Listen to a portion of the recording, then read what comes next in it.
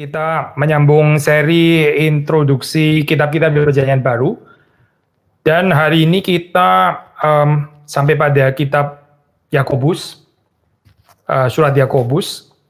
Kita akan membicarakan di sini beberapa basic theological profile ya, seperti yang kita biasa lakukan gitu. Yang pertama, kalau kita melihat di dalam surat Yakobus ini mungkin satu bagian atau pokok yang penting, yaitu pembicaraan tentang ini ya, wisdom from above, bijaksana atau hikmat yang dari atas. Nah, ini kita bisa membaca misalnya di dalam 1 ayat 17, kalau sudah membaca bersama dengan saya 1 ayat 17. Saya bacakan dalam bahasa Indonesia di sini. Setiap pemberian yang baik dan setiap anugerah yang sempurna datangnya dari atas, diturunkan dari Bapa segala terang, padanya tidak ada perubahan atau bayangan karena pertukaran. Nah, mungkin di sini saudara bertanya, mana istilah wisdomnya nggak ada kok di bagian ini ya, di dalam ayat 17. Memang saya di dalam ayat ini nggak muncul, tapi kalau saudara melihat secara keseluruhan di situ ya, ini penekanan ini termasuk terutama sebetulnya adalah bijaksana atau hikmat, seperti nanti kita akan baca di dalam ayat-ayat yang lain ya. Tapi bahwa yang ditekankan di sini di dalam ayat yang ke-17 ini adalah karakter anugerah. Ini penting sekali ya, saudara. Ini kekristenan itu basically bicara tentang anugerah, bukan tentang pencapaian kita sendiri, tapi bicara tentang apa yang diberikan Tuhan, apa yang datang dari atas, seperti dikatakan di sini ya.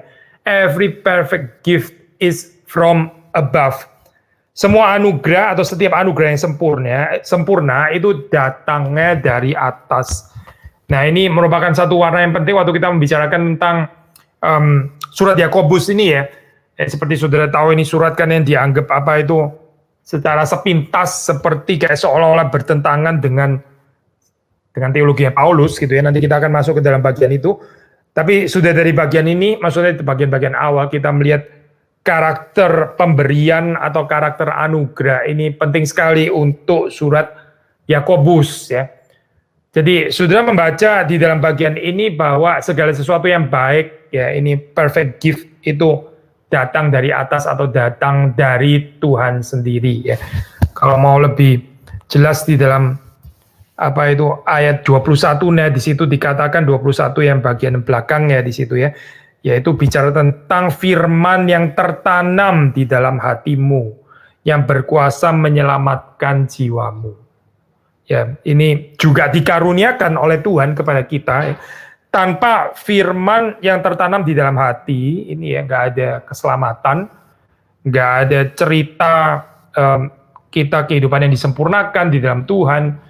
Nggak ada juga ketaatan di dalam kehidupan yang menaati Taurat atau hukum Tuhan, juga nggak ada tanpa bagian ini ya. Maka ini sudah melihat berkaitan satu dengan yang lain, dan pembukaan tentang penekanan teologi anugerah ini sangat penting untuk surat Yakobus ya. Tentang antropologi ya, tentang kehidupan manusia ya. Ini Yakobus itu mengontraskan gambaran manusia yang either kalau dalam bahasa Inggrisnya itu pakai istilah double minded ya, ini namanya ya, schizophrenic gitu, terpecah kehidupannya ya, atau satu kehidupan yang integrated, satu kehidupan yang ada certain unity di dalamnya ya. Jadi unity ini seringkali juga dikaitkan dengan istilah ini ya, complete atau perfect itu ya, complete di dalam pengertian integrated ya di sini ya. Sudah bisa membacanya di dalam ayat-ayat seperti misalnya Yakobus 1 ya, Yakobus 1 ayat 2 sampai dengan ayat yang keempat ya. Yakobus 1 ayat 2 sampai keempat saya bacakan di dalam bagian ini ya. Terutama di dalam ayat yang keempat ya, sudah bisa membaca sendiri ayat 2 dan ayat yang ketiga, tapi ayat keempatnya kemudian mengatakan, dan biarlah ketekunan itu memperoleh buah yang matang, supaya kamu menjadi sempurna dan utuh dan tak kekurangan suatu apapun. Menjadi sempurna, perfect dan utuh. Utuh di sini kalau terjemahan bahasa Inggris itu complete ya, bisa dikatakan juga di dalam satu kehidupan yang gak terpecah gitu, maksudnya utuh di dalam hal ini ya, complete, integrated, bukan satu kehidupan yang terkoyak gitu maksudnya. Karena bahaya yang ditulis oleh surat Yakobus ini yaitu kehidupan yang terpecah ya, kehidupan yang double minded seperti saudara baca di dalam 1 ayat 8 misalnya ya, saya bacakan ini. Mendua hati ya, orang yang mendua hati tidak akan tenang dalam hidupnya. Atau satu lagi 4 ya, pasal keempat ayat yang ke-8 kita membaca, mendekatlah kepada Allah dan Ia akan mendekat kepadamu, tahirkanlah tanganmu hai kamu orang-orang berdosa dan sucikanlah hatimu hai kamu yang mendua hati ya. Di sini pakai istilah mendua hati, kalau di dalam bahasa Inggris pakai istilah double minded ya. Ini menarik juga sih kalau bahasa Indonesia lebih penekanannya kepada hati gitu ya, hati yang mendua gitu. Kalau di dalam terjemahan bahasa Inggris pakai istilah mind yang double gitu ya. Ini mind yang terkoyak. Well, anyway, secara antropologi di dalam kekristenan kita nggak memisahkan antara mind and heart karena kedua hal itu sangat berhubungan. Cuma kalau sudah melihat di sini di dalam penekanan bahasa Indonesia dan bahasa Inggris ada penekanan yang berbeda gitu ya. Either kita pakai istilah mendua hati atau kita pakai istilah double minded boleh juga. Nah intinya adalah ini satu kehidupan yang nggak berkenan di hadapan Tuhan ya, satu kehidupan yang terkoyak seperti ini. Kalau di dalam Yakobus itu ekspresinya bisa bermacam-macam saya kalau sudah membaca. Misalnya yang pertama di dalam 1 ayat 6 itu dikatakan orang yang ragu-ragu ya. 1 ayat 6 saya baca ya. Hendaklah yang memintanya dalam iman dan sama sekali jangan bimbang, atau bahasa Indonesia pakai istilah bimbang ya. Sebab orang yang bimbang sama dengan gelombang laut yang diombang-ambingkan kian kemari oleh angin. Bahasa Inggrisnya pakai istilah doubt. Saya di sini pakai istilah bimbang. Gitu. Memang saya waktu kita bicara doubt seperti seperti sudah pernah mendengar, kita bisa bicara doubt di dalam pengertian satu keraguan yang realistis di mana orang ini ya di dalam proses untuk menjadi semakin percaya ya itu ya bisa saja disertai dengan keraguan ini. Keraguan yang membawa kepada kepercayaan yang lebih dalam gitu. Tapi di sini yang dimaksud di sini bimbang gitu ya, saya ini bukan keraguan yang digambarkan positif atau realistik seperti itu, tapi ini satu gambaran yang negatif ya. Maka saudara membaca Yakobus itu mengatakan jangan bimbang. Di sini bimbang itu bertentangan dengan iman ya. Mungkin bukan kebetulan saya di sini penerjemah dari LAI pakai istilah bimbang ya daripada pakai istilah ragu-ragu, karena kalau kita pakai istilah ragu-ragu seolah-olah kita orang Kristen nggak boleh ada ragu-ragunya sama sekali. Sekali lagi padahal di dalam kehidupan kita seringkali kita juga ada saat-saat di mana kita itu ragu-ragu, tapi ini satu keraguan yang realistis yang justru akan membawa kita kepada iman yang lebih dalam. Tapi di sini waktu kita membaca tentang kebimbangan, tentang bimbang, ini bicara diombang-ambingkan kian kemari oleh angin. Ini jelas Yakobus menggunakan istilah ini bukan di dalam pengertian yang realistis yang akan memperdalam iman itu, tapi di dalam pengertian yang negatif, yaitu satu keadaan yang bertentangan dengan iman. Sekali lagi saya baca ayat ke-6 ya. Hendaklah ia memintanya dalam iman, sama sekali jangan bimbang. Sebab orang yang bimbang sama dengan gelombang laut yang diombang-ambingkan kian kemari oleh angin. Tadi kita mengatakan ini ekspresi daripada double-mindedness itu ya, atau hati yang mendua itu bisa mengambil bentuknya di dalam ayat seperti ini, yaitu kebimbangan ya, orang yang bimbang ya. Tapi juga termasuk di dalam satu keterpecahan antara firman yang didengar ya dengan kelakuan. Nah, ini kita baca 1 ayat 22 ya, 1 ayat 22 dan seterusnya. Saya membaca ayat 22, tetapi hendaklah kamu menjadi pelaku firman dan bukan hanya pendengar saja. Bukan hanya pendengar saja. Jadi saudara melihat di sini ya ada kemungkinan di situ ya, jelas ada kemungkinan kalau di dalam ini jemaatnya Yakobus ya, ini betul-betul menjadi satu kenyataan gitu. Ada orang yang hanya mendengar firman saja tapi nggak menjadi pelaku firman ya. Ini sesuatu yang menyedihkan deh saya. Ini keadaan yang seperti ini, yaitu satu gambaran orang bukan nggak pernah mendengar firman ya, orang bukan nggak pernah mendengar pembahasan firman ya, tapi ya ya menjadi pendengar saja gitu. Dia hanya menjadi pendengar, tapi nggak menjadi pelaku. Kalau di dalam ayat-ayat selanjutnya di sini dikatakan 23, jika seorang hanya mendengar firman saja tidak melakukan, ia adalah seumpama seorang yang sedang mengamat-amati mukanya yang sebenarnya di depan cermin. Sebetulnya itu metafor cermin kan satu metafor yang positif ya gitu ya. Cermin maksudnya bercermin gitu. Kita seringkali mengatakan ya itu orang harus bercermin gitu kan. Ini cermin sesuatu yang positif ya, maksudnya menimbulkan sikap yang introspektif, reflektif dan sebagainya. Tapi di sini Yakobus justru menggunakan istilah ini di dalam satu pengertian yang superficial gitu. Di dalam satu pengertian yang ya sebentar saja, di situ baru saja ia memandang dirinya, ia sudah pergi atau ia segera lupa bagaimana rupanya. Maksudnya apa sih? Ya ini diambil dari kehidupan sehari-hari kan ya. Ya memang kita di dalam kehidupan sehari-hari ini nggak selalu bercermin kan saya. Itu saudara nggak pernah lihat orang yang di dalam kehidupan selalu membawa cermin kemana-mana gitu ya. Ada sih kadang-kadang ya kita lihat orang di selalu lihat cermin dan sebagainya, benerin mukanya dan sebagainya, rias nggak selesai-selesai, sudah 1,5 jam juga masih lihat cermin juga gitu ya. Wah itu inilah sudah eksesif gitu ya. Tapi yang normal, katakanlah yang normal, ya melihat cermin sebentar saja, setelah itu ya sudah keluar toh ya. Tapi Yakobus justru menggunakan ilustrasi ini, gambaran ini ya, untuk menggambarkan orang yang segera melupakan ya pengenalan dirinya gitu. Jadi ini firman itu waktu dia mendengar ya, dia bisa seperti kayak dihadapkan pada cermin gitu. Firmannya itu seperti satu cermin. Nah dia melihat, oh ini keadaan saya seperti ini. Tapi setelah firman diberitakan selesai, ya sudah cerminnya juga ditanggalkan. Dia nggak terus bercermin di dalam firman itu. Gitu. Jadi ini ada sikap reflektif nggak? Ya mungkin ada juga gitu. Seperti orang yang waktu bercermin kan memang ada saatnya bercermin. Waktu bercermin apa yang dilihat? Yang dilihat ya diri sendiri kan pasti saya di dalam hal ini ya. Ada orang mendengar firman yang didengar apa ya? Dirinya sendiri dia melihat. Oh keadaan saya ternyata seperti ini. Waktu saya bercermin di hadapan firman. Tetapi setelah mendengarkan firman ya sudah dia segera melupakannya. Lalu bagaimana saya? Apakah firman harus dikhotbahkan terus menerus gitu? Apakah kita harus tetap pakai ini ya Walkman zaman dulu gitu ya, dan terus mendengar firman supaya nggak ada berhentinya, supaya kita bisa bercermin terus? Kalau menurut Yakobus tidak, ini bukan masalah kita harus dikhotbahin terus sepanjang-panjangnya dan sesering-seringnya gitu ya, atau bahkan selimpah-limpahnya gitu. Tapi yang dikatakan di sini adalah yang membuat kita tidak melupakan ya keadaan diri kita, bagaimana rupa kita, itu adalah melakukan firman. Orang yang nggak melakukan firman, berapa banyak dia mendengar firman, ya sudah kehidupannya akan terus seperti itu, nggak ada perubahan. Gitu.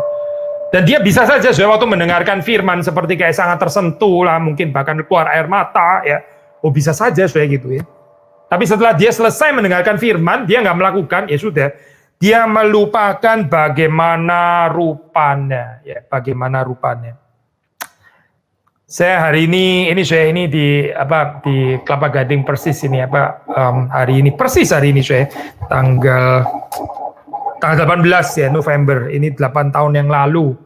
8 tahun yang lalu saya masuk melayani mulai di GRI Kelapa Gading ya. Kita sudah berkhotbah 8 tahun gitu. Saudara sudah mendengar saya khotbah 8 tahun. Kita sudah pernah khotbahkan ya kitab ini dan kitab itu ya, nggak banyak sih saya masih sangat sedikit gitu, apalagi kalau dibandingin dengan listnya Yohanes Calvin ya, itu kayaknya nggak ke Uber itu jadwal khotbahnya Calvin itu. Tapi ini make me reflect ya saya saat-saat seperti ini ya 8 tahun gitu ya, berapa banyak yang kita sudah khotbahkan ya. Tapi juga berapa dalam pemuritan itu sudah terjadi gitu. Orang mengkhotbahkan firman selama 8 tahun itu satu hal. Orang mendengar firman 8 tahun itu juga satu hal gitu. Tapi orang dengan anugerah Tuhan, ya, hikmat yang dari atas itu tadi ya, melakukan firman Tuhan. Nah inilah gereja yang bertumbuh. Kalau tidak sudah kita cuma jadi pendengar firman saja seperti di sini dikatakan, dan menurut Yakobus ya ini mendengar firman saja ya. Sadly, kalau katanya Yakobus, ini belongs to keadaan skizofrenik sebetulnya gitu. Kamu yang hanya mendengar firman saja dan tidak melakukannya, ya, ini kamu menghidupi skizofrenik ini tadi gitu. Orang yang mendua hatinya, orang yang mendengar firman saja, tapi dia ya sudah waktu mendengar sih dia mendengar dan betul-betul mendengar mungkin waktu mendengar, tapi setelah selesai ya sudah dia segera merupakan bagaimana rupanya. Gitu. Gak ada ini saya kehidupan yang reflektif yang terjaga dengan tekun itu nggak ada gitu. Sekali lagi saya, bagaimana menjaga kehidupan yang seperti ini? Yaitu dengan melakukan firman ya. Tanpa kita melakukan firman ya ini ya itu sudah kita firman itu seperti jadi di luar ya, kita dengar begitu saja gitu. Nah, di sini istilah mendengar firman di sini ya, ini secara khusus ya, kosakata ini dipakai oleh Yakobus di dalam satu pengertian yang superficial gitu. Bahkan bukan cuma superficial, tapi satu kehidupan yang rather skizofrenik sebetulnya di sini. Ini orang yang terpecah kehidupannya. Gitu. Waktu mendengar firman Tuhan bisa manggut-manggut dan sebagainya. Bisa seperti kayak sangat tergerak. Setelah itu dia segera melupakan bagaimana rupanya. Sekali lagi saya, mengapa? Karena dia tidak melakukan firman Tuhan. Jadi selain ini saya bimbang tadi ya, bimbang ya, yang merupakan satu ya bentuk daripada mendua hati ya, skizofrenik itu tadi gitu. Yang kedua ini adalah yang digambarkan di sini gambaran orang yang cuma mendengar firman tapi dia nggak pernah tertarik untuk melakukannya. Gitu. Ya, kita nggak akan bertumbuh hanya dengan mendengar firman Tuhan. Gitu. Kita nggak akan bertumbuh hanya dengan mengkonsumsi firman Tuhan sebanyak-banyaknya. Bukan itu yang membuat pertumbuhan. Yang membuat pertumbuhan itu adalah orang yang melakukan firman Tuhan. Waktu kita melakukan firman Tuhan, di situ terjadi pembentukan. Di situ kita terjadi ada penyangkalan diri di dalamnya gitu. Ada pengorbanan ya. Saudara mesti belajar sabar. Saudara mesti ada cinta kasih dan itu semuanya termasuk Dan not to mention kita pasti juga perlu iman juga di dalam hal ini ya. Waktu kita melakukan firman Tuhan. Tapi Yohanes menekankan kesatuan antara mendengar firman dan juga melakukan firman. Bentuk yang lain lagi yaitu kegagalan untuk menjaga lidah ya, lidah. Nah, lidah ini bahaya sekali kalau menurut Yakobus ya. Saudara membaca itu di pasal 3 itu LAI memberikan title di situ dosa karena lidah ya, tiga dan seterusnya. Memang ini peribahasa silence is golden tentu saja ada keterbatasannya gitu ya. Silence is golden. Silence nggak tentu selalu golden sih. Silence can be cowards too. Silence itu bisa berarti pengecut juga gitu. Kalau saudara di dalam zamannya Hitler dan saudara silence, saudara bukan golden, itu orang pengecut namanya. Tapi saudara tahu di dalam kehidupan waktu kita ini tidak dengan hati-hati ya, mengenakan kekang ini pada lidah kita ya. Saudara tahu berapa dahsyatnya lidah ini ya, bisa menghancurkan. Saudara membaca ayat 3, ayat 4, ayat 5 ya. Saya baca ayat 6 aja ya. Lidah pun adalah api yang merupakan suatu dunia kejahatan dan mengambil tempat di antara anggota-anggota tubuh kita sebagai sesuatu yang dapat menodai seluruh tubuh dan menyalakan roda kehidupan kita, sedang ia sendiri dinyalakan oleh api neraka. Nah, saudara mungkin bertanya, wah Yakobus kok negatif sekali ya tentang lidah gini. Bukankah kita diajarkan oleh Paulus misalnya gitu ya. Anggota-anggota tubuh kita ini bisa diserahkan dan bisa menjadi instrumen yang indah. Betul, Yakobus pasti bukan nggak tahu konsep itu ya, bahwa lidah ini juga bisa membangun, bisa memuji Tuhan ya, tentu saja bisa gitu. Tapi waktu kita melihat di dalam kelemahan kita ya, kita tahu berapa lidah ini memang seringkali digunakan itu secara destruktif ya, destruktif.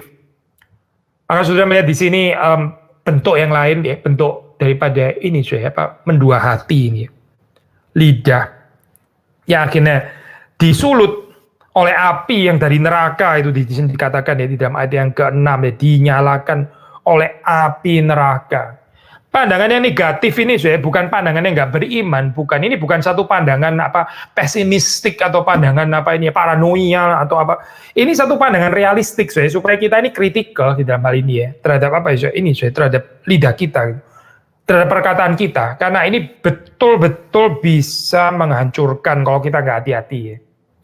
Nah, kita yang bertumbuh ya, kita bisa menahan lidah kita, ya, bahkan lebih daripada itu, kita minta pertolongan Tuhan supaya lidah kita ini bisa dipakai untuk memberkati dan bukan untuk menyulut ya. Dunia ini dipenuhi dengan ini ya, provokator-provokator gitu ya, provokator-provokator. Lalu saudara dan saya kita dipanggil ya, untuk hadir menjadi peacemaker. Saudara dan saya dipanggil untuk menjadi pembawa damai ya. Termasuk juga di dalam hal ini kita minta pertolongan Tuhan, termasuk juga dengan lidah ya. Lalu apalagi saya masih bicara tentang ini ya, double mindedness atau hati yang mendua ya. Ini yang di-list oleh Yakobus yaitu friendship with the world ya. Persahabatan dengan dunia. Kita membaca 4 ya, 4. Ayat keempat. Hai kamu orang-orang yang tidak setia. Tidakkah kamu tahu bahwa persahabatan dengan dunia adalah permusuhan dengan Allah? Jadi barang siapa hendak menjadi sahabat dunia ini, ia menjadikan dirinya musuh Allah. Either kita menjadi sahabat Allah atau kita menjadi sahabat dunia. Saudara, ini kita bisa melihat di sini ya, saya pelayanan daripada Yakobus ya. Kalau saudara membaca, ini kan Yakobus ya, ini ya, saudara dari Tuhan Yesus ya. Ya, kalau saudara membaca di dalam tulisan Paulus ya, di situ kita melihat berapa pentingnya di sini ya, ini apa posisi daripada Yakobus ini, kita bisa merekonstruksi di situ dari pembacaan ayat-ayat yang lain bahwa dia mungkin ya di sini saya arguably kita bisa mengatakan dari soko guru ini dia yang pertama gitu. Dia adalah pemimpin yang pertama gitu. Ini pemimpin yang pertama yang disebut soko guru gitu ya. Tetapi saudara melihat jemaatnya seperti ini. Kita sangat terhibur ya saya kalau melihat orang-orang yang dipakai Tuhan, orang-orang yang sangat diberkati Tuhan ya, orang-orang yang tiada taranya ini ya.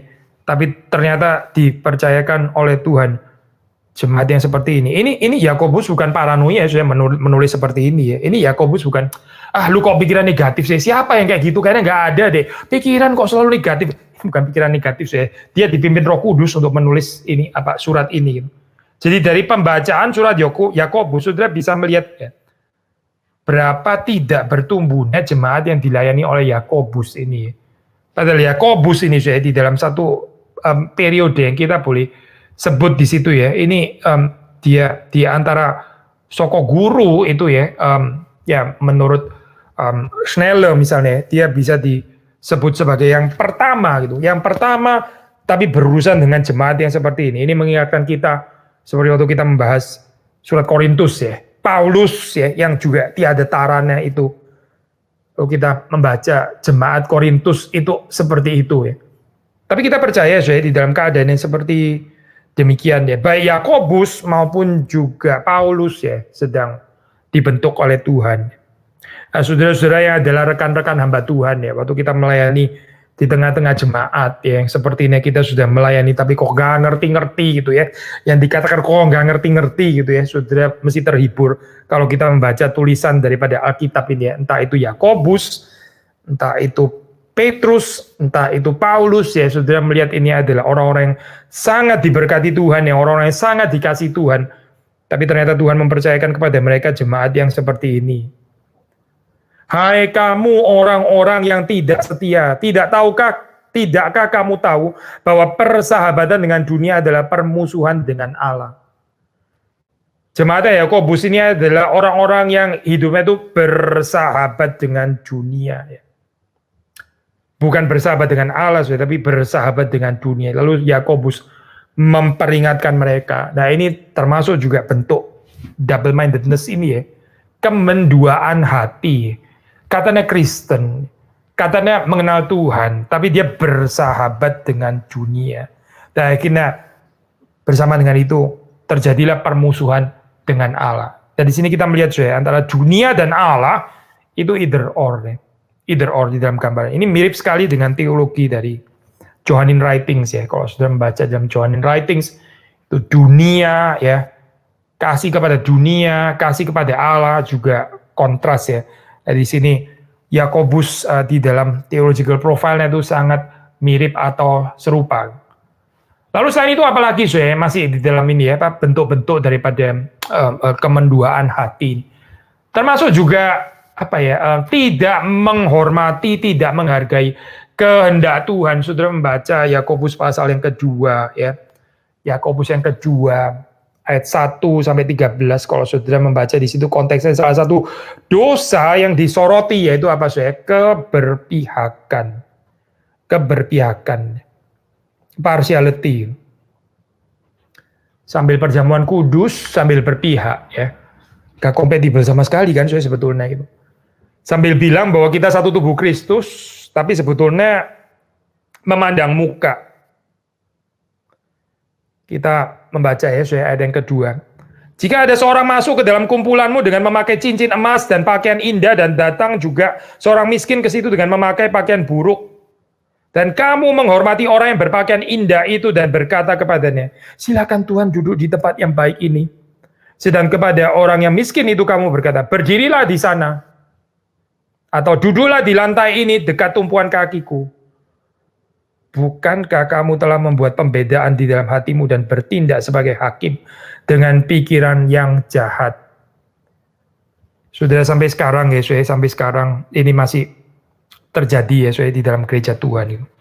Siapa yang dipandang, siapa yang dihormati, siapa yang diperhatikan ya? Orang-orang yang kaya. Orang-orang yang berkelimpahan seperti ini yang kita perhatikan. Jangan sampai kita menyinggung perasaannya mereka gitu. Karena bahaya sekali kalau kita sampai berurusan dengan mereka. Bahkan hamba-hamba Tuhan pun ketakutan di dalam hal ini. Karena apa Karena kalau berurusan dengan mereka sampai terjadi konflik ya mereka yang mental lah hamba-hamba Tuhan itu. Dan bukan orang-orang kaya ini gitu. Sudah 2000 tahun loh sudah 2000 tahun dan Yakobus sudah menulis ini 2000 tahun yang lalu. Tapi masih juga seperti ini masih juga terjadi seperti ini. Ini orang-orang yang gak mengerti kehendak Tuhan ya. Orang-orang yang sebetulnya hidupnya itu skizofrenik. Orang-orang yang hidupnya itu dipenuhi dengan satu hati yang lebih mau menyenangkan manusia atau lebih tepatnya orang kaya daripada menyenangkan Tuhan. Saudara, kehidupan hamba Tuhan yang seperti ini, itu kehidupan pelayanannya ya mungkin saja berpengaruh, mungkin berpengaruh untuk orang kaya gitu ya, berpengaruh untuk orang-orang yang memang dia anggap dia lebih mau mempengaruhi mereka, tapi nggak mungkin dipakai oleh Tuhan dengan sempurna di dalam kehidupannya seperti itu. Karena Tuhan tidak berkenan dengan dosa keberpihakan. Saudara, kalau kita mau ini ya, menjaga integritas gitu di dalam hal ini ya, kita belajar ya, sengaja ya, intentionally, coba bergaul dengan orang-orang yang mereka nggak bisa balas kebaikan saudara gitu. Yang setelah saudara menolong mereka, melayani mereka nggak pernah bisa balas saudara ya. Ini kita perlu melatih kehidupan pelayanan yang seperti ini supaya kita tidak jatuh kepada dosa keberpihakan ini ya. Dosa keberpihakan ini nggak mungkin memperkenan Tuhan. Akhirnya akan membawa hamba-hamba Tuhan dalam sibuk mempertahankan posisinya di dalam dunia ini daripada peka terhadap bagaimana Tuhan menempatkan dia di dalam kerajaan Allah. Posisi di dalam kerajaan Allah itu nggak kelihatan, tapi posisi dalam dunia ini kelihatan deh. Dan banyak hamba Tuhan itu memikirkan posisi di dalam dunia yang kelihatan ini. Dan bukan memikirkan bagaimana Tuhan boleh memakai dia dengan lebih sempurna. Lalu bagaimana untuk mempertahankan posisi-posisi itu? Ya ini tadilah, kita mesti baik-baik dengan orang kaya. Kita mesti baik-baik dengan orang-orang yang suka persembahan itu gitu. Jangan menghina mereka gitu. Ya memang kita nggak ada motivasi untuk menghina manusia lah pasti ya. Tapi kita baik-baik dengan mereka karena mereka ini adalah petinggi-petinggi gereja yang kita mesti jaga mukanya dan sebagainya. Bagaimana ya hamba Tuhan seperti ini bisa memperkenan Tuhan? Coba saudara melihat di dalam Alkitab ya, ada nggak ya rasul yang seperti ini? Coba saudara melihat di dalam perjanjian lama, adakah nabi yang seperti ini? Kalaupun ada ya itu nabi palsu pasti. Tapi saudara melihat di sini ya, waktu orang itu di dalam satu kehidupan yang skizofrenik seperti ini ya, cuma mendengar firman tapi mereka nggak melakukan firman Tuhan, yang terjadi di dalam kehidupannya itu adalah ya ini keberpihakan ya, atau di dalam bahasa Indonesia di sini disebut memandang muka. Orang yang memandang muka ya, dia itu skizofren sebetulnya kehidupannya. dia mukanya sendiri itu banyak gitu ya di dalam hal ini ya. Mukanya double, triple, quadruple, quintuple. Ya ini orang jadi bingung sebetulnya mukanya orang ini yang mana ya. Ini saya berhadapan dengan dia. Ini yang mana? Ini side A atau side B gitu ya. Atau side C, atau side D, atau dia lagi E atau F ya, atau G. Waduh rumit sekali ya saya dengan orang seperti ini ya. Kepribadiannya seperti banyak gitu. Nah ini saya gambaran orang yang terpecah-pecah ya. Kenapa terpecah-pecah saya? Karena memandang muka manusia. Tetapi saudara dan saya kita nggak dipanggil saya untuk menjadi orang-orang yang memandang muka manusia. Kita dipanggil untuk menjadi hamba-hamba Tuhan yang mencari muka, mencari wajah Allah. Saudara dan saya tidak dipanggil untuk menyenangkan muka manusia. Dan kalaupun itu adalah salib di dalam kehidupan kita, ya sudah biarlah kita tanggung. Memang itu salib yang harus ditanggung. Daripada kita sibuk menyenangkan muka orang-orang kaya di dalam hal ini ya. Dan saudara melihat Yakobus ya memperingatkan partiality seperti ini. Ya. Kita bisa melihat kehidupan Kristus ya. Saya sudah sering sekali ya saya membahas bagian ini. Yesus bergaul dengan siapa? Yesus kok mau mengukuhkan posisinya dia di dalam dunia. Gampang sekali gitu. Dia tinggal baik-baik dengan orang-orang Farisi itu ya. Dengan Sanhedrin ya, dengan pemimpin-pemimpin agama baik-baiklah dengan mereka gitu. Nggak usah bicara kalimat firman Tuhan yang terus kemudian akhirnya menegur dan menyakitkan hati mereka. Bicara baik-baik saja gitu. Kalau mau bicara keras, bicaralah keras kepada orang-orang miskin. Ya. Bicaralah keras kepada pelacur-pelacur yang perlu ditegur itu. Gitu.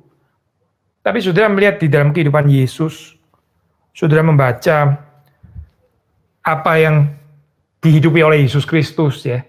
Saudara melihat di situ bagaimana dia justru bergaul dengan orang-orang yang dianggap hina. Dia menjumpai orang-orang kusta, pelacur, pemungut cukai, anak kecil, ya, perempuan, ya, itu bangsa kafir dan seterusnya. Orang Samaria, Sirofenisia, yang nggak masuk hitungan semuanya ya. Seperti kayak Yesus ini bodoh sekali gitu ya, seperti seolah-olah kok bodoh sekali gitu ya. Gak tahu gimana caranya mengambil hati orang-orang yang penting. Yesus bukan bodoh, saya bukan gitu. Dia memang tidak tertarik untuk melakukan itu. Dia nggak tertarik. Dan saudara melihat di sini ya, Yakobus ya. Ini saudara dari Tuhan Yesus. Di sini Yakobus sangat mengenal Yesus. Sangat mengenal Yesus Kristus ya. Karena dia mengajarkan hati-hati dengan dosa memandang muka. Lalu berikutnya apa lagi saya? Ya tadi kita sudah sebut beberapa ya gitu. Termasuk juga ini suka bertengkar. Saya suka bertengkar. Yakobus 4 ayat 1 ya. Yakobus 4 ini sengketa, pertengkaran ya. Datangnya dari mana? Dari hawa nafsumu yang saling berjuang di dalam tubuhmu. Nah, di sini kita melihat ini hawa nafsu ya, hawa nafsu. Ini concupiscencia ya di dalam bahasa Latin. Ya terjemahan bahasa Indonesia yang sangat baik ya ini hawa nafsu ya, concupiscence. Kadang-kadang kalau diterjemahkan agak sedikit sempit pakai istilah Lust ya, bahasa Jerman pakai istilah Begierde. Lust atau Begierde itu kalau kita salah mengerti, saya dipikir cuma sekedar urusan ini ya, sexual desire. Padahal yang dimaksud di sini ini lebih luas yaitu hawa nafsu ya, epitumia, concupiscencia. Nah, saudara kalau melihat di sini, nah ini datangnya itu dari situ. Jadi orang itu di dalam hatinya sendiri ya, di dalam hatinya sendiri itu ada inner conflict ya. Ini ada konflik batin ya. Yang dia sendiri nggak selesaikan bersama dengan Tuhan. Akhirnya apa ya di dalam pergaulannya dengan orang lain ya, dia itu cenderung pemarah, cenderung sinis, sarkastik, lalu terus kemudian ya pokoknya selalu ada sulutan api gitu yang keluar ya. Selalu ada percikan api yang keluar. Ini dari mana kalau menurut Yakobus itu dia di dalam dirinya sendiri itu terpecah soalnya gitu. Di dalam dirinya sendiri itu nggak berdamai. Karena di dalam sendiri nggak berdamai, nggak ada reconciliation ya. Akibatnya waktu dia bergaul, waktu dia berbicara, waktu dia berrelasi, ya konflik-konflik ini muncul. Mengapa? Ya karena nggak Gak ada damai sejahtera, gak ada rekonsiliasi ini di dalam kehidupannya. Ada problem sebetulnya di dalam jiwanya itu sendiri, ya ini saya terkoyak. Nah, apa yang di dalam ini akhirnya tercermin ya, waktu dia berelasi keluar itu dia mencerminkan ini. Jadi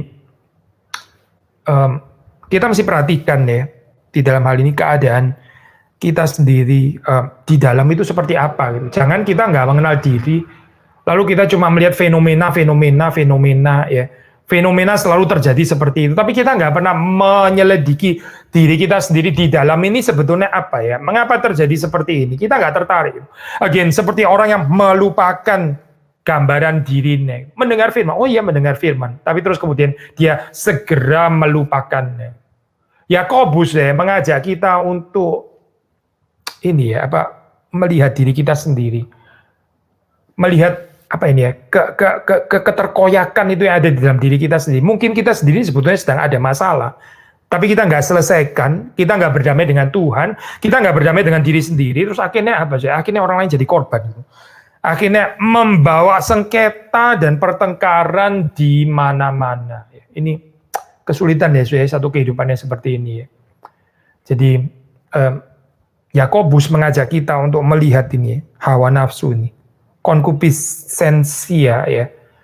Inilah yang membawa dosa ya. Nanti kita akan bahas juga di dalam ayat yang lain 1:15 ya, 1:15 dikatakan di dalam 1 ayat 15 saya baca ya. Dan apabila keinginan ini sebetulnya pakai istilah yang sama ya, ini desire ini ya. Desire ini keinginan ya. Konkupiscensia itu telah dibuahi, ia melahirkan dosa, dan apabila dosa itu sudah matang, ia melahirkan maut. Saya baca 14 saya. Tiap-tiap orang dicobai oleh keinginannya sendiri, karena ia diseret dan diikat olehnya. Saya mundur lagi satu ayat ya. Ini bacanya jadi terbalik, 15, 14, 13. Apabila seorang dicobai, jangan ia berkata pencobaan ini datang dari Allah. Sebab Allah tidak dapat dicobai oleh yang jahat, dan ia sendiri tidak mencobai siapapun. Saya nggak tertarik dengan pembicaraan ini ya, pertanyaan orang waktu setelah baca ini ya, Allah tidak dapat dicobai oleh yang jahat dan sebagainya. Bagaimana dengan Yesus gitu ya. Terus kemudian bagaimana dengan doa Bapa kami, selalu timbul pertanyaan-pertanyaan seperti itu ya. Saudara, kalau kita membaca firman Tuhan ya, waktu kita merenungkan firman Tuhan, mari kita melihat ya, waktu dikatakan kalimat seperti ini, itu sebenarnya tujuannya apa? Message-nya itu apa? Jangan menanggapi firman Tuhan secara pendekatan skolastik, terus kemudian asik dengan berteologi. Jadi pencobaan itu bukan datang dari Allah gitu. Jadi bukan dari Allah ya gitu ya. Lalu kenapa ada doa Bapa kami? Kita jadi rumit sendiri saya pikirannya gitu. Sebetulnya Yakobus 1, 13, 14, 15 ini simpel saja pengertiannya. Jangan itu kita gampang-gampang bilang ini pencobaan datang dari luar diri saya gitu. Ini bukan saya gitu ya. Ini dari luar diri saya gitu. Apalagi ini Allah gitu ya membawa saya kepada pencobaan dan seterusnya. Yakobus mengatakan tiap-tiap orang dicobai oleh keinginannya sendiri.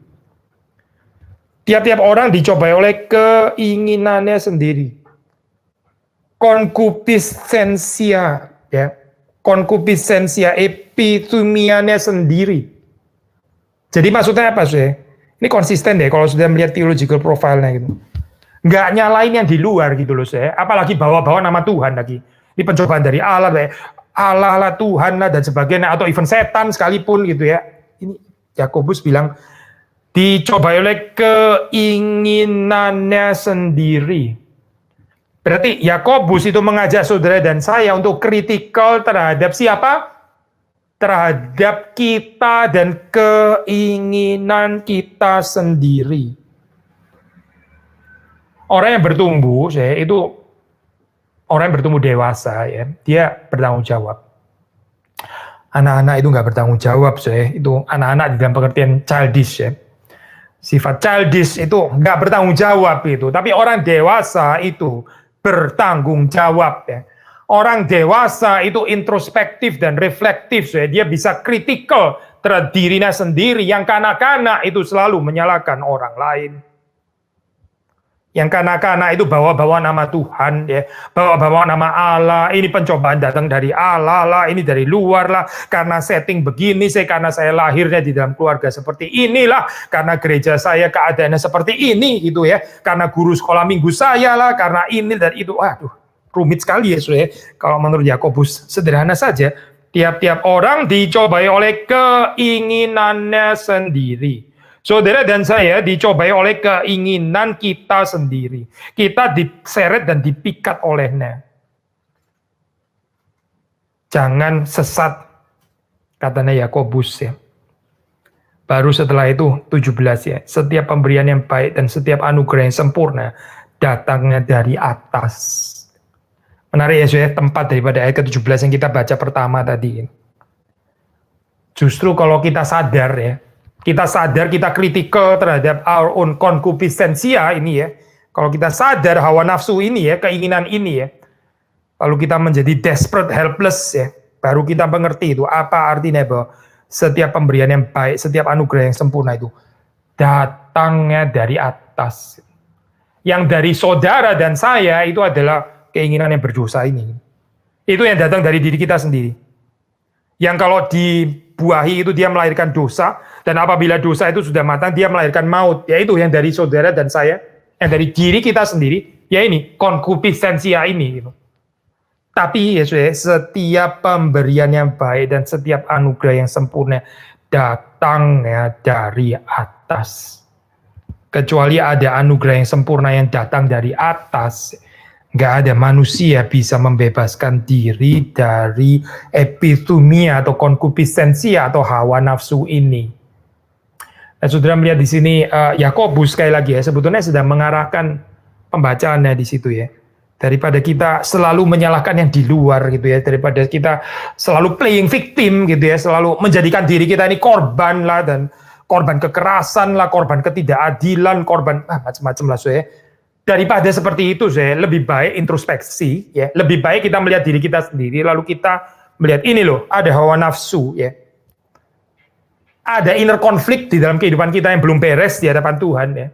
Sehingga kita ini sering marah lah, ya, sering konflik, sering membawa pertikaian, ya, sering menabur kebencian, kecurigaan dan sebagainya, akhirnya menyulut dan seterusnya dan seterusnya. Ini sebetulnya problemnya apa sih? Problemnya adalah keinginan yang ada di dalam hati ini.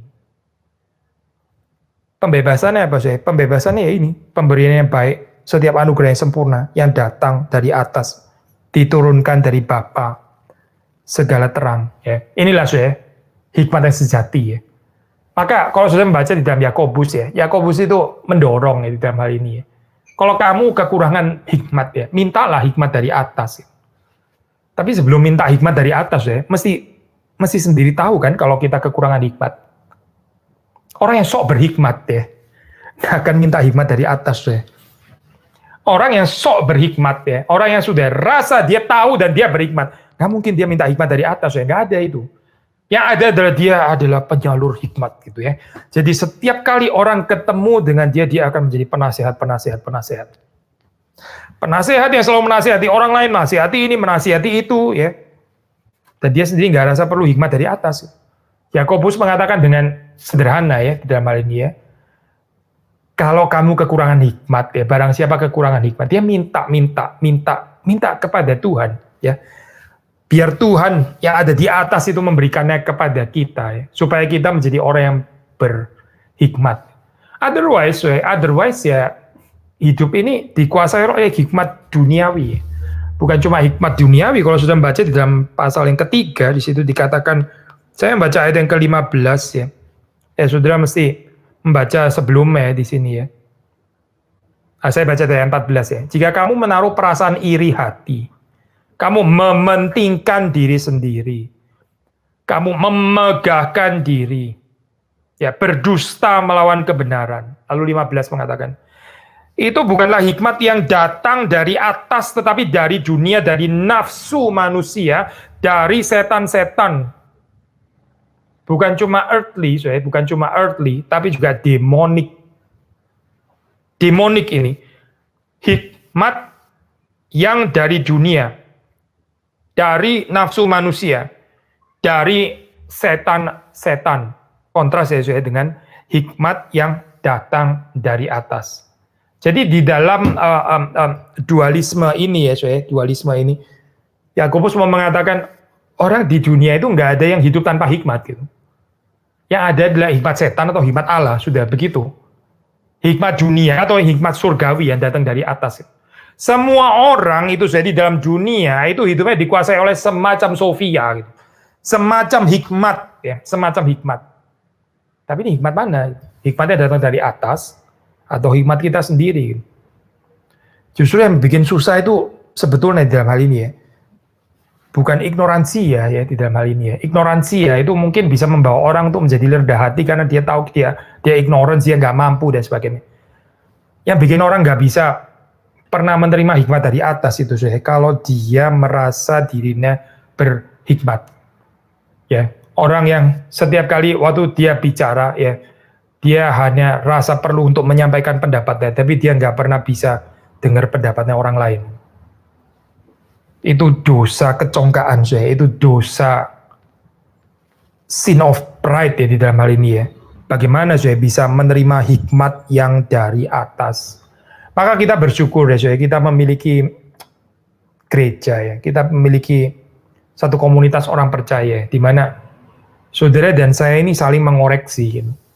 Karena tanpa koreksi ya ini yang ada adalah setiap orang akan mementingkan dirinya sendiri, setiap orang merasa dirinya sendiri berhikmat. Tapi kalau kita hidup dalam satu komunitas yang sehat ya, di situ terjadi persentuhan itu ya, kadang juga gesekan, dan gesekan itu bisa menjadi beautiful kalau kita merendahkan diri ya, untuk dibentuk oleh Tuhan, membawa kita ke dalam satu kehidupan yang sungguh lebih mengerti hikmat yang dari atas itu. Karena sekali lagi tanpa komunitas ya, kalau kita hidup sendiri, single fighter dan sebagainya, berpikir sendiri, ya orang itu pada dasarnya akan berpikir dia itu sangat berhikmat. Saya nggak terkecuali, saudara dan saya nggak terkecuali. Kalau kita hidup tanpa komunitas, kita akan pikir kita ini sudah cukup berhikmat. Kenyataannya kita nggak mendapatkan hikmat yang dari atas. Maka sekali lagi berbahagia ya kalau saudara dan saya masih diberikan komunitas di dalam kehidupan ini, sehingga kita bisa saling menajamkan, saling mengoreksi ya. Hikmatnya dari atas itu apa sih sebetulnya? Ya, saya teruskan ya Yakobus ini mungkin di dalam theological profile yang seperti katakanlah cukup kontras gitu dengan teologinya Paulus, khususnya surat Galatia, tapi kita percaya nggak berbenturan ya. Jadi ini kalaupun kita bicara tension, ini creative tension ya, bukan bicara tentang contradictory tension, tidak gitu, tapi di creative tension. Saudara melihat di dalam Yakobus ini dia punya high view of the law ya. Dia menyebut royal law bahkan ya di dalam Yakobus 2 ayat 8 ya. 2 ayat 8. Ini bahasa Indonesia menerjemahkan dengan hukum utama ya. Itu sebetulnya di dalam bahasa asli lebih cocok diterjemahkan hukum kerajaan ya. Akan tetapi jikalau kamu menjalankan hukum utama, royal law yang tertulis dalam kitab suci, kasihlah sesama manusia seperti dirimu sendiri. Kamu berbuat baik. Ya. Sudah melihat di sini ya, justru nggak seperti Paulus itu ya, yang diresepsi sangat kuat oleh Martin Luther itu. Nggak seperti Paulus yang waktu bicara tentang law, ya terus ada works of the law ya. Kita ini jadi nggak mampu gitu ya, untuk melakukan law itu gitu ya. Kita sadar bahwa kita ini spiritually bankrupt ya, dan karena itu kita perlu Injil ya, kasih karunia, anugerah Tuhan dan sebagainya. Tapi kalau sudah membaca di dalam Yakobus ya, ini theological profile-nya bukan seperti itu. Tapi yang kita baca di sini adalah justru ya satu encouragement untuk menjalankan law. Kasihlah sesamamu manusia seperti dirimu sendiri. Itu kamu berbuat baik. Di sini Yakobus nggak bicara di dalam tone Paulus seperti misalnya mengatakan kamu harus tahu ya bahwa kamu nggak pernah bisa berbuat baik dan nggak pernah bisa melakukan hukum utama itu, dan bahwa yang namanya mengasihi sesama manusia seperti diri sendiri itu hanya menyatakan bahwa kita itu dipenuhi oleh kebencian.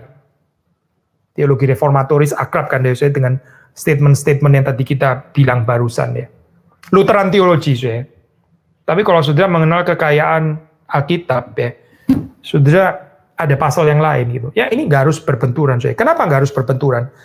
Karena tentu saja ya bagi Yakobus bisa melakukan hukum utama, ini ya, kasihlah sesama manusia seperti dirimu sendiri, berbuat baik dan sebagainya. Itu bukan tanpa pemberian yang dari atas tadi. Teologi anugerah itu jelas sekali di dalam pikiran Yakobus bahwa ini bukan Pelagian, jelas ini bukan Pelagian. Mana ini Pelagian, bukan. Ini nggak mengajarkan tentang bidat Pelagianisme, tidak gitu. Ini mengajarkan orang-orang yang sebetulnya itu menerima pemberian yang dari atas itu tadi.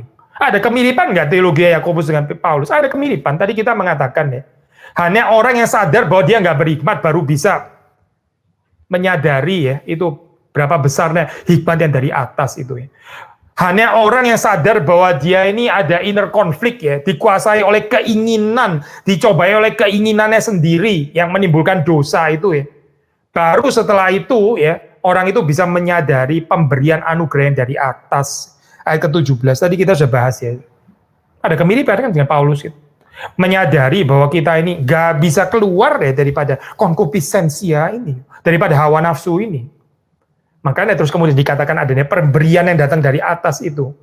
Jadi sudah jangan heran kalau di sini di dalam pasal 2 ayat ke-8 dikatakan akan tetapi jikalau kamu menjalankan hukum utama yang tertulis dalam kitab suci, kasihlah sesama manusia seperti dirimu sendiri, kamu berbuat baik. Ini bukan rhetorical maksudnya. Ini bukan satu kalimat yang dikatakan hanya untuk menunjukkan, nah ayo coba aja, bisa nggak lu? Nah nggak bisa kan? Gagal kan lu kan?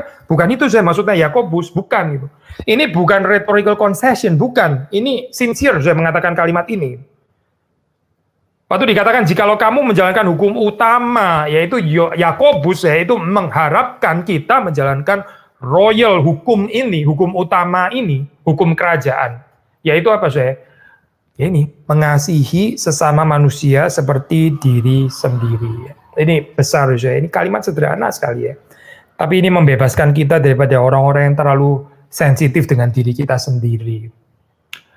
Kalau kita bertumbuh kita makin peka terhadap kebutuhannya sesama kita ya. Tapi orang yang nggak bertumbuh ya, dia terus sensitif dengan dirinya sendiri, terus putar di situ terus putar dengan perasaannya sendiri, dengan kebutuhannya sendiri dan sebagainya, tapi dia nggak ada kepekaan untuk memikirkan orang lain ya. Ini nggak bertumbuh orang seperti ini gitu.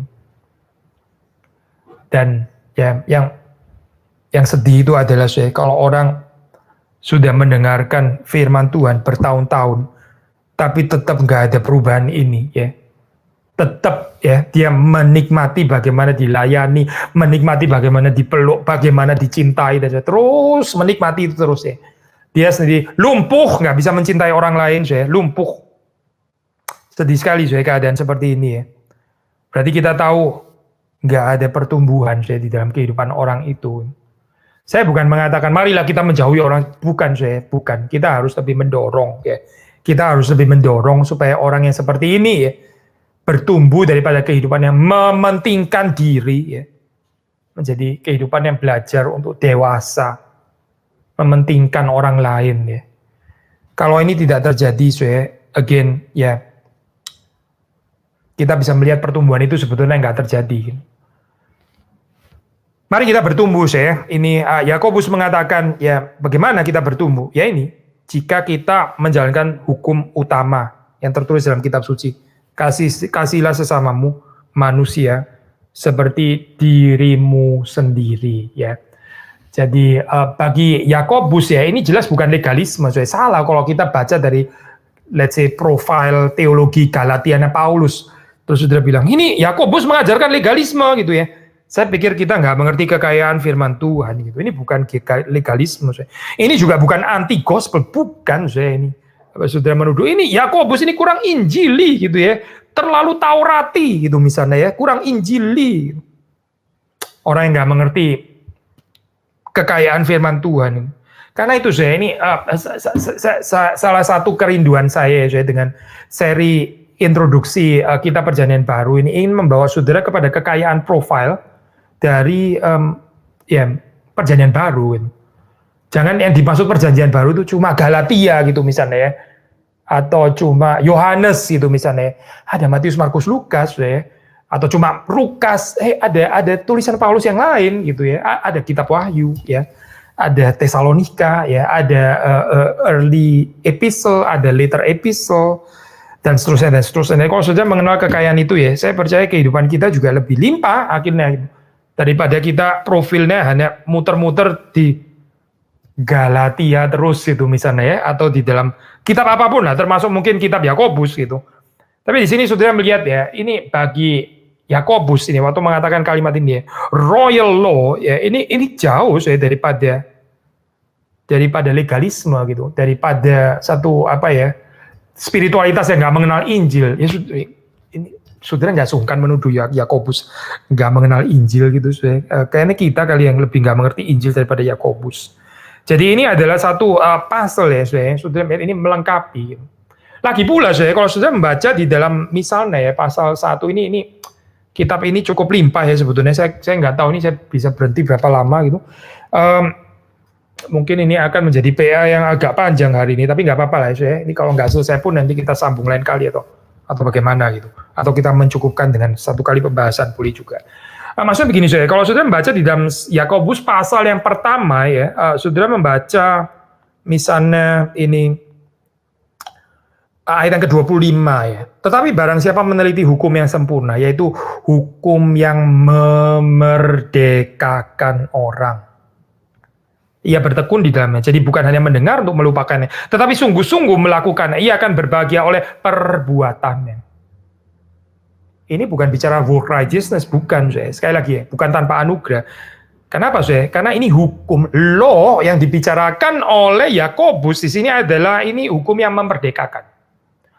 Ini bicara tentang law of liberty, saya. Bicara tentang law of liberty. Hukum yang memerdekakan. Jadi nggak tepat kalau sudah bilang ini legalisme gitu. Orang yang setiap kali ya waktu mendengar kata law ya, lalu dia mengertinya, nah, law itu mematikan, ya. Law itu imprison. Injil itulah yang memerdekakan. Saya pikir dia kurang mengerti teologi perjanjian baru. Mungkin dia hanya mengerti teologi Martin Luther, tapi dia nggak mengerti kekayaan teologi perjanjian baru. Atau katakanlah kalau dia mengerti perjanjian baru, yang dia kenal cuma profil teologi surat Galatia. Nggak salah, Galatia itu nggak salah. Tapi coba baca lah ya, bertumbuhlah di dalam kelimpahan firman Tuhan. Jangan Galatia terus jangan Galatia terus. Ada Yakobus, ada Matius, ada Petrus, dan ada yang lain-lain. Nah, sudah melihat di sini ini bicara tentang law, tapi spiritnya sebenarnya tetap anugerah kan di sini ya. Karena nggak mungkin ini tanpa kasih karunia. Kalau tanpa kasih karunia, ya betul yang dibilang Paulus, hukum itu nggak mungkin memerdekakan, ya. Saudara mengerti nggak ini? Ini istilah hukum yang memerdekakan ini adalah paradoksikal kan ya. Kalau kita baca dari perspektif kosakatanya Paulus gitu. Tapi ya ini sebelum Wittgenstein dengan language game-nya dan sebelum Derrida gitu ya mengajarkan kita mesti dekonstruksi. Sebetulnya Alkitab kalau kita baca baik-baik ini menggunakan kosakata yang sangat limpah sebetulnya. Saudara nggak bisa tundukkan gitu ya. Ini pokoknya yang disebut hukum itu harus seperti yang dimengerti Luther gitu misalnya ya. Kalau saya dengar kata law aja itu ya sudah pasti harus yang anti gospel gitu ya misalnya. Saya pikir perjanjian baru nggak bisa diperkosa seperti itu, saya tidak gitu. Ini adalah satu kosakata yang kita perlu belajar ya kekayaannya ini. Nomenklaturnya Paulus itu bukan nomenklaturnya Yakobus. Keduanya bisa berbeda ya, tapi ini bukan merupakan satu pertentangan, tapi merupakan satu pengayaan. Ini enrichment sebetulnya gitu.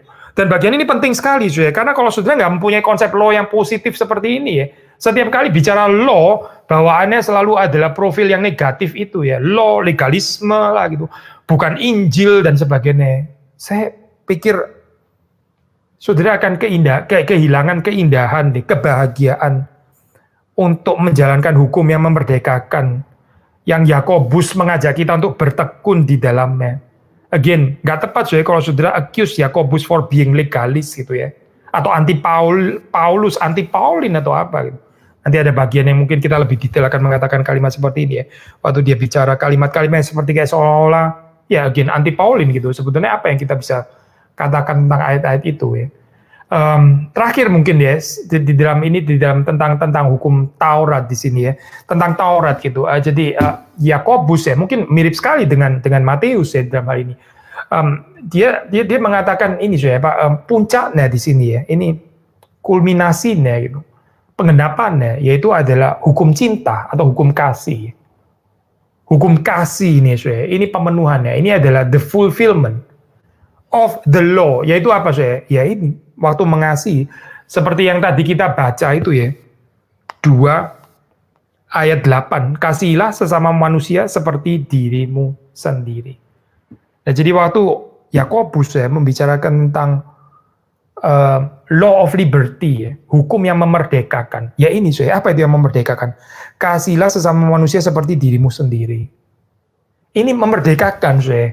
Kalau saudara dan saya dimampukan ya oleh anugerah yang datangnya dari atas itu untuk mengasihi sesama kita seperti diri kita sendiri, itu kita merdeka. Gitu. Yang nggak merdeka itu adalah orang yang sibuk terus memikirkan bagaimana dia dikasihi. Itu orang yang terpenjara sebetulnya gitu. Jadi undangan ini saya, undangan Taurat ya, ini adalah undangan yang memerdekakan ya. Saudara jangan terus berpikir dengan ini ya, paradigma yang always harus dibaca dari perspektif Lutheran atau perhaps ultra hiper Lutheranism gitu misalnya ya. Kalau kita baca tulisannya Luther sendiri, Luther sebetulnya nggak seperti itu juga. Saya mungkin ini karikatur ya sebetulnya itu apa? Ini pandangan yang salah, resepsi sempit terhadap teologinya Luther. Good, tapi kita hari ini nggak sedang mengajar historical theology ya, kita sedang belajar biblical theology.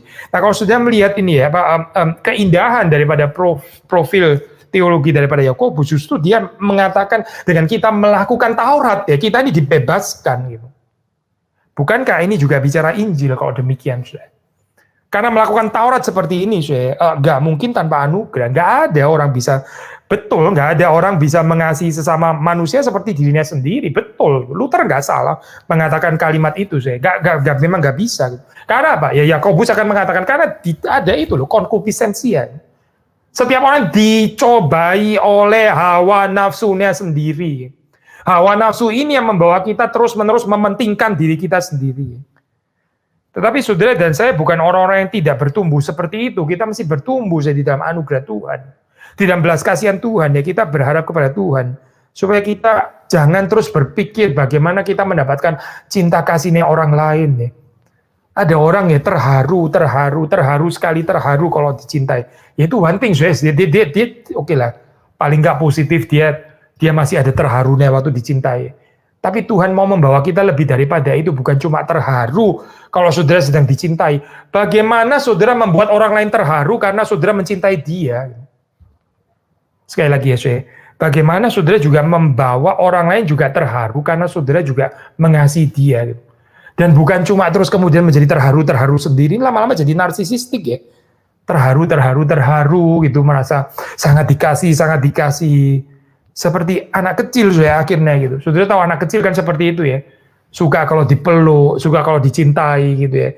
Kalau kita kurang mencintai dia jadi jealous gitu ya. Ya memang childish ya, apa boleh buat gitu. Tapi kehidupan kita bertumbuh seharusnya tidak seperti itu ya. Kita ada keluasan hati. Nah itu lawan kata daripada iri hati. Orang yang hatinya luas itu saya. Orang yang menjalankan hukum utama ini. Belajar untuk mengasihi sesama manusia seperti dirinya sendiri. Tapi kalau ini nggak ada di dalam kehidupan kita ya, ini saya rupa-rupa insecurity gitu ya. Terus kemudian iri hati ya. Hidup itu seperti kayak selalu bersaing dengan orang lain lah dan sebagainya. Ini kan racun ya, semuanya itu racun gitu, racun yang memenjarakan kehidupan manusia, gak membebaskan kehidupan manusia. Lalu yang membebaskan apa? Menurut Yakobus, Taurat. Sekali lagi yang membebaskan di sini kalau menurut Yakobus itu adalah menjalankan Taurat. Tapi menjalankan Taurat bukan tanpa anugerah. Ya, di dalam hal ini Yakobus in full agreement dengan Paulus ya. Cuma secara pengalimatannya, secara bahasanya memang berbeda. Dan kalau saudara mengerti di dalam hal ini ya, bagi Yakobus di sini ya, ini Taurat itu memerdekakan. In fact dia pakai istilah law of liberty. Ya. hukum yang memerdekakan, maka saudara bisa mengerti di sini mengapa di dalam teologi Yakobus itu iman ya dan Taurat itu juga bukan merupakan satu kontradiksi ya, seperti misalnya dibandingkan dengan teologi dari Paulus gitu. Dan juga bahwa iman dan perbuatan itu juga bukan kontradiksi, tapi dilihat seperti satu koin dengan dua sisi gitu. Ini satu koin dengan dua sisi ya. Bukan bahwa iman itu bukan perbuatan, ya itu jelas ya. Yakobus juga jelas tentang itu ya. Tapi iman yang sejati ya, ini living faith ya, iman yang hidup. Itu ada perbuatan yang mengalir daripada itu yang dikatakan oleh Yakobus sebetulnya. Ya kita percaya ya, Paulus juga nggak berkeberatan tentu saja dengan kalimat seperti itu ya. Tapi kita hari ini penekanan memang kita sedang bicara tentang teologi Yakobus ya. Nah, saudara melihat di dalam ini ya, di dalam apa itu teologi yang seperti ini ya, memang secara apa ya, nomenklatur gitu ya, secara vocab seperti kayak ya rada berbenturan ya dengan teologinya Paulus gitu. Sehingga orang terus kemudian bisa mempertanyakan ini sebetulnya tulisannya Yakobus ini diarahkan kepada teologinya Paulus gitu. Ini memang sedang berpolemik dengan Galatia atau bagaimana ya? Misalnya ini ya, kita ambil misalnya ini ya, kita baca bandingin ini ya, Roma 3, ini Paulus ya, Roma 3, 28 ya. Kita membaca Roma 3, 28. Karena kami yakin bahwa manusia dibenarkan karena iman dan bukan karena ia melakukan hukum Taurat. Ini Paulus ya. Lalu saudara membaca Yakobus 2, Yakobus 2. Kita membaca Yakobus 2. Kita membaca ayat yang ke-24. Kita membaca ayat yang ke-24. Jadi kamu lihat bahwa manusia dibenarkan karena perbuatan-perbuatannya. Dan bukan hanya karena iman. Very polemical ya sesuai dengan Roma yang tadi kita baca gitu. Jadi apakah Yakobus memang sedang berpolemik dengan Paulus? Atau jangan-jangan Yakobus ini salah baca Paulus itu misalnya ya. Salah mengerti Paulus. Sedang membuat karikatur terhadap teologinya Paulus. Tentu saja kita nggak percaya ya ini penafsiran seperti ini gitu. Tetapi yang kita bisa mengerti dalam hal ini agaknya ya dari pengajaran Paulus itu ada orang-orang yang meresepsinya itu secara keliru. Dan mereka always refer ya to Paulus. Mereka mengutip ke Paulus ya. Mereka bilang ini teologinya Paulus ya. Padahal itu bukan teologinya Paulus. Nah, orang-orang ini merasa sebagai penerusnya Paulus seperti seolah-olah orang yang mengerti teologinya Paulus, tapi akhirnya mereka menghidupi satu kehidupan yang bahkan Paulus sendiri kritik mereka. Nah, kalau saudara khususnya membaca ini ya, 2 Tesalonika 2 ya, 2 Tesalonika 2, 2 Timotius 2 ya. Dari situ digambarkan ya ada satu keadaan di mana orang itu berada di dalam satu apa ya, high voltage ya, ini high voltage eskatologi gitu ya. Rasa seperti kayak parusia, Yesus segera akan datang, maka gimana? Ya sudah kita nggak usah kerja lagi lah, kita nggak usah berbuat apa-apa lah, kan kita diselamatkan oleh iman gitu misalnya ya. Itu betul-betul terjadi, dan kalau kita melihat ini gambaran ini, maka tepat itu Yakobus menyerang ya resepsi yang keliru ini daripada teologinya Paulus. Sekali lagi ya, bukan teologi Paulus ansih yang sedang dipolemisasi gitu ya, tapi sebetulnya adalah resepsi yang salah terhadap teologinya Paulus gitu. Tapi kita nggak mau berpura-pura juga, nggak mau menutupi bahwa Yakobus ini memang pakai apa sih? Pakai nomenklatur, pakai bahasa, pakai vocabulary yang memang berbeda dengan yang digunakan oleh Paulus gitu. Jadi dalam hal ini, kalau sudah melihat hanya secara pengalimatannya ya, kosakatanya, ya agaknya ya memang berbenturan di dalam hal ini gitu. Makanya perlu certain dekonstruksi gitu ya di dalam hal ini ya, perlu mengerti bahwa ini ada perbedaan nomenklatur gitu. Saya percaya di dalam banyak ini ya Pak, banyak hal itu kita salah memahami tradisi teologi yang lain karena kita juga kurang paham biblical teologi ya, bahwa di dalam biblical teologi ternyata nomenklatur pun bisa berbeda gitu ya. Apalagi gitu. Tradisi-tradisi teologi yang sangat berbeda itu bisa sangat berbeda pasti pengalimatannya dan apa. Tapi kita buru-buru ini apa? Buru-buru itu apa? Judge atau accuse ya sebagai nggak biblical dan sebagainya. Hanya sekedar karena mereka nggak pakai kosakata kita ya. Ini sayang ya keadaan seperti saya bukan berarti mengatakan semua persoalan bisa beres dengan menyelesaikan ini ya kosakata, tentu saja tidak gitu. Dan saya juga nggak mengatakan bahwa sebetulnya di antara tradisi itu nggak pernah ada pertentangan, bukan itu ya. Pertentangan sih tetap ada, betul, disagreement tetap ada. Tapi poin saya adalah kalau kita bisa mengenal keunikan daripada kosakata ini ya, dan perhaps kita bisa lebih sensitif ya. Jangan-jangan dia pakai istilah yang berbeda untuk konsep yang sama, tapi saya memahaminya keliru karena itu bukan kosakata yang seringkali kita pakai. Gitu. Misalnya ya ini Yakobus ya, waktu mengatakan kalimat di dalam pasal yang kedua di sini ya, manusia dibenarkan karena perbuatan-perbuatannya dan bukan hanya karena iman. Nah ini maksudnya apa sih kalimat ini gitu? Justified by works ya, dan bukan hanya karena iman. Sebetulnya kalau saudara baca konteksnya di dalam tulisan Yakobus itu cukup jelas ya di dalam hal ini. Cukup jelas gitu. Bahwa kalau saudara membaca di dalam teologi Paulus juga saudara jelas gitu ya. Waktu dikatakan iman ya diselamatkan, dibenarkan karena iman itu saudara baca di dalam tulisan Paulus. Juga bukan tanpa pekerjaan baik kan ya saudara baca Efesus misalnya. Dan juga bukan tanpa pengudusan, saudara baca Roma gitu ya. Dan certainly bukan tanpa cinta, ya bukan tanpa kasih. Gitu. Ya, istilah sola fide itu saya, kita mesti mengertinya secara benar ya. Itu istilah relatif saya, istilah relatif dalam pengertian istilah relasional ya. Sola fide itu sola fide, solana itu sola terhadap apa gitu. Yang dimaksud Paulus itu ya, itu apart from works of the law ya, apart from works of the law, erganomu. Kontrasnya itu dengan itu saya. Not even dengan Taurat loh saya, sebetulnya kalau kita pakai istilah yang precise ya, not even dengan Taurat, tapi dengan works of Taurat sebetulnya. Kalau saudara baca di dalam tulisannya Paulus itu. Nah di sini waktu Yakobus bicara manusia itu dibenarkan karena perbuatan-perbuatannya bukan hanya karena iman. Ya ini maksudnya apa, saudara?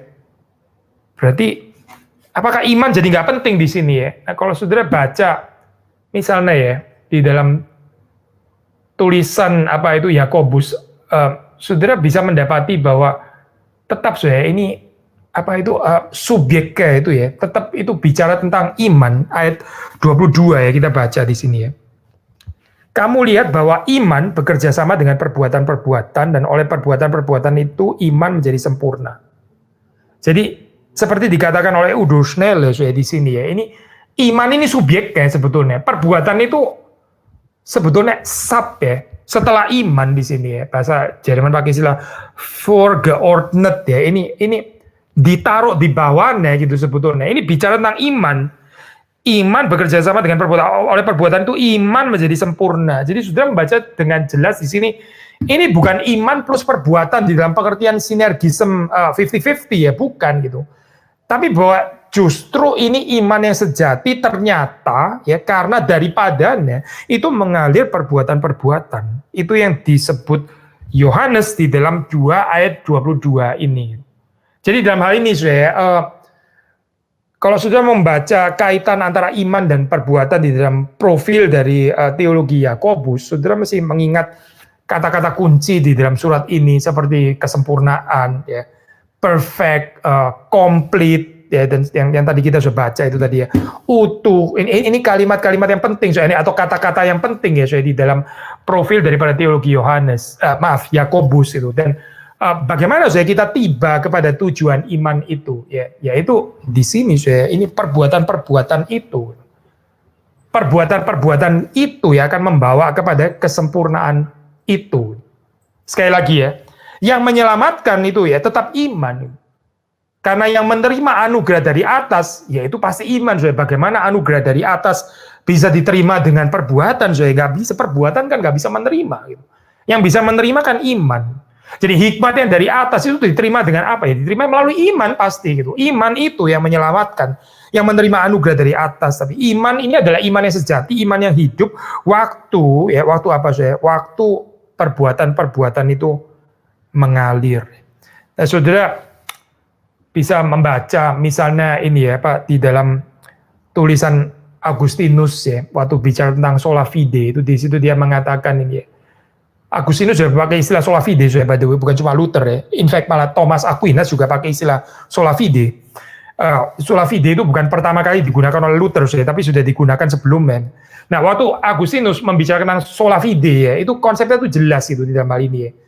Sola fide kita dibenarkan, diselamatkan ya. Memang itu melalui iman dan melalui iman saja. Gitu. Tapi iman itu bukan berarti terus kemudian nggak disertai dengan perbuatan, nggak disertai dengan cinta kasih dan sebagainya. Dan ini perkataan daripada Agustinus itu kalau sudah baca, saya nggak ada waktu saya untuk ini apa buka kutipannya ya, tapi sudah bisa cek sendiri di dalam Westminster ya, di dalam Westminster itu juga ada kalimat seperti itu ya. Memang waktu kita bicara tentang instrumen keselamatan itu sola fide, kita melalui iman saja ya. Instrumen daripada keselamatan. Tapi iman itu never alone. Iman itu nggak pernah sendiri, tapi selalu disertai dengan so-called ini ya, divine graces ya, itu Christian virtues ya. Dan salah satu yang paling penting tentu saja adalah cinta kasih. Iman yang sejati itu nggak mungkin tanpa cinta kasih, nggak mungkin. Karena kasih itu ya seperti dikatakan Agustinus, itu menyempurnakan ya. Jadi saudara kalau mengerti mau memahami dalam hal ini ya kaitan iman dan cinta di dalam teologinya Agustinus, sebetulnya sebelum Agustinus sudah bisa mendapati ini di dalam profil teologi Yakobus ya, waktu dia membicarakan kalimat ini gitu. Jadi sekali lagi apakah ini merupakan satu pertentangan dengan teologi Paulus? Jawabannya tidak gitu, karena Paulus bukan mengajarkan iman lalu terus kemudian gak ada tempat sama sekali untuk good works, gak ada tempat sama sekali untuk cinta ya, gak ada tempat sama sekali untuk pengudusan. Pasti bukan teologinya Paulus ya. Di sisi yang lain kalau kita melihat Yakobus di sisi yang lain ya, meskipun dia mengatakan kalimat-kalimat yang katakanlah rather provokatif seperti ini ya, dibenarkan karena perbuatan-perbuatannya, yet meskipun demikian, kita membaca di dalam surat ini bahwa dia juga bersama dengan Paulus juga akan mengatakan bahwa kita ini ya dari diri kita sendiri, kita ini cuma ada concupiscencia ya, spiritually bankrupt ya. Kecuali hikmat yang dari atas itu diturunkan ya, kecuali pemberian yang baik itu, every good gift yang from above itu ya diturunkan dari atas ya.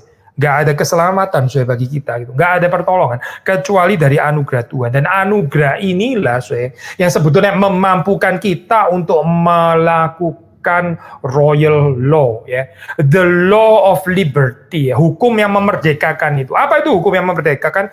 Yaitu kasihlah sesamamu manusia seperti dirimu sendiri ya. Ini bagi Yakobus adalah the royal law ya.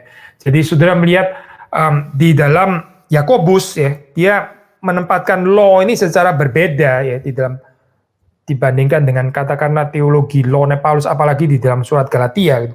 Kalau sudah baca Roma kan sedikit ada perubahan ya, ada development di sana gitu. Tapi di sini Yakobus ya ini mungkin mirip ya seperti dibicarakan apa yang diresepsi di dalam teologi reform gitu, waktu kita bicara tentang third use of the law, sebetulnya itu juga bukan original. Tapi sudah ada di dalam pemikiran daripada Yakobus gitu. Ini adalah orang-orang yang dilahirbarukan, orang-orang yang sudah menerima anugerah. Justru karena dia menerima anugerah, makanya dia bisa melakukan law itu bukan lagi sebagai law yang mengikat ya, yang memperbudak itu bukan, tapi ini law yang memerdekakan ya. Agustinus juga menghayati seperti ini, kalau sudah baca di dalam tulisan itu ya The Spirit and Letter on the Spirit and Letter ya, tentang roh dan tentang letter ya, huruf itu. Nah di situ dia memulai dengan dia starting from the law gitu ya. Dia starting dengan law, ketidakmungkinan itu ya, keperluan tentang anugerah, iman dan sebagainya. Sampai terakhir terus kemudian diakhiri dengan law ya. Ini menarik ya. From law to law itu di dalam tulisan ini. Tapi saudara melihat di dalam ya itu bukan tanpa anugerah dan bukan tanpa iman. Nah, kita kalau mengerti saya kekayaan profil teologi yang seperti ini, saya percaya ya kita akan dibebaskan ya. Kita akan dibebaskan ya dari Paulus, kita belajar kita akan dibebaskan daripada legalisme ya. Tapi kita belajar daripada Yakobus ya, kita akan dibebaskan daripada antinomianisme. Kita akan dibebaskan dari lawlessness ya. Kita akan dibebaskan daripada model kekristenan yang cengeng, kekristenan yang hanya itu tadi gitu. Cuma terharu kalau saya dikasihi, saya diterima, saya dipeluk, saya diperhatikan. Ini kekristenan yang cengeng, kita dibebaskan daripada ini. Kita diajak untuk menjadi dewasa, yaitu apa sih? Memikirkan kepentingan orang lain. Saudara terharu itu satu pengalaman nikmat kan ya. Mari membuat orang lain terharu saya, jangan terharu sendiri.